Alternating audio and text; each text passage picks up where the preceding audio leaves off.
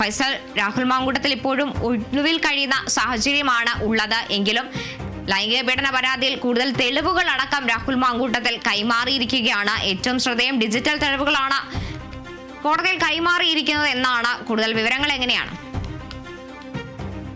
കാർത്തു, അത് തന്നെയാണ് ഏറ്റവും ഒടുവിൽ പുറത്തു വരുന്ന ഒരു വാർത്ത. അതായത് ഈ ലൈംഗികാരോപണ കേസുമായി ബന്ധപ്പെട്ടുകൊണ്ട് ഏറ്റവും ഒടുവിൽ പുറത്തു വരുന്ന വാർത്ത എന്ന് പറയുന്നത് രാഹുൽ മാങ്കൂട്ടത്തിൽ MLA, പാലക്കാട് MLA രാഹുൽ മാങ്കൂട്ടത്തിൽ ഈ യുവതിക്കെതിരെയുള്ള പരാതി തെളിവുകൾ കൈമാറിയെന്ന് തന്നെയാണ്. അതായത് ഈ ഡിജിറ്റൽ രേഖകളാണ് കൈമാറിയിരിക്കുന്നത്. പെൻഡ്രൈവ് അടങ്ങിയ ഒരു രേഖ, കവർ വെച്ച രേഖയിൽ, സീൽ ചെയ്ത രേഖയിലാണ് ഇപ്പോൾ നൽകിയിരിക്കുന്നത് എന്നാണ്. അഭിഭാഷകൻ മുഖേനയാണ് കോടതിയെ സമീപിച്ചിരിക്കുന്നത് എന്നാണ് മനസ്സിലാക്കുന്നത്.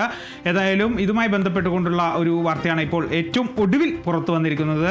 ഏതായാലും ഈ രാഹുൽ മാങ്കൂട്ടത്തിൽ ഇന്നലെ തലസ്ഥാനത്ത് എത്തിയിട്ടുണ്ടായിരുന്നു. അതായത് തലസ്ഥാനത്ത് എത്തിയെന്നാണ് അഭിഭാഷകർ പറയുന്നത്. കാരണം അദ്ദേഹം ഇന്നലെ തന്നെ ഈ മുൻകൂർ ജാമ്യ ഹർജിയുമായി ബന്ധപ്പെട്ടുള്ള കാര്യങ്ങൾ ഇന്നലെ തന്നെ നീക്കാൻ തുടങ്ങിയിട്ടുണ്ടായിരുന്നു. അപ്പോൾ അതുമായി ബന്ധപ്പെട്ടുകൊണ്ട് തന്നെ ഹർജിയിൽ ഒപ്പുവെക്കാനായാണ് അദ്ദേഹം ഇന്നലെ തലസ്ഥാനത്തെത്തുന്ന അദ്ദേഹത്തിൻ്റെ അഭിഭാഷകർ സ്ഥിരീകരിച്ചത്.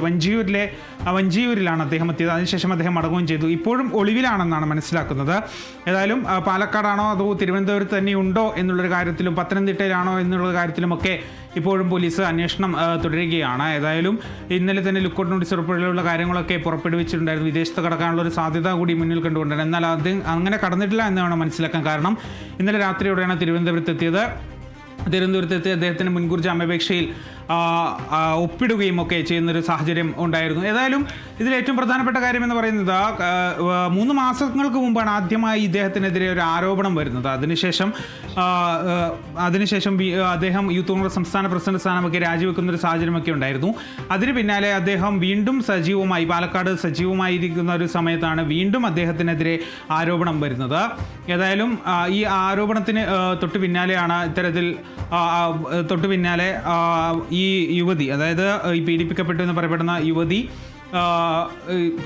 മുഖ്യമന്ത്രിക്ക് പരാതി നൽകി. മുഖ്യമന്ത്രിയുടെ ഓഫീസ് അത് പോലീസിന് കൈമാറി. അങ്ങനെയാണ് തിരുവനന്തപുരത്ത് കേസ് രജിസ്റ്റർ ചെയ്യുന്നത്. ഗുരുതരമായ വകുപ്പുകളാണ്, ജീവപര്യന്തം ഉൾപ്പെടെയുള്ള വകുപ്പുകളാണ്. ഭാരതീയ ന്യായ സംഹിതയിലെ ജീവപര്യന്തം ഉൾപ്പെടെയുള്ള തടവ് ശിക്ഷ ലഭിക്കാൻ സാധ്യതയുള്ള വകുപ്പുകളാണ് രാഹുൽ മാങ്കൂട്ടത്തിനെതിരെ ചുമത്തിയിട്ടുണ്ടായിരുന്നത്. അതിന് പിന്നാലെയാണ് അദ്ദേഹം മുൻകൂർ ജാമ്യാപേക്ഷ നൽകിയിരിക്കുന്നത്. ഏതായാലും എന്തായിരിക്കും ഇനി രാഹുലിൻ്റെ നീക്കമെന്നാണ് അറിയേണ്ടത്. ഇപ്പോൾ തെളിവുകളും സമർപ്പിച്ചു കഴിഞ്ഞു. തൻ്റെ പക്കലുള്ള ഡിജിറ്റൽ തെളിവുകളാണ് രാഹുൽ മാങ്കൂട്ടത്തിൽ സമർപ്പിച്ചിരിക്കുന്നത്. അതിൻ്റെ അടിസ്ഥാനത്തിൽ എന്തായിരിക്കും കോടതി നിരീക്ഷിക്കുന്നത്, അല്ലെങ്കിൽ കോടതി എന്തായിരിക്കും പറയുക എന്നുള്ളതാണ് കേരളം ഉറ്റുനോക്കുന്നത്. ഏതായാലും ബുധനാഴ്ചയാണ് ഈ കേസ് കോടതി പരിഗണിക്കുന്നത് എന്നതാണ് ഏറ്റവും പ്രധാനപ്പെട്ടത്. കാർത്തു. ശരി, ഫൈസൽ അസീസാണ് വിവരങ്ങൾ നൽകിയത്.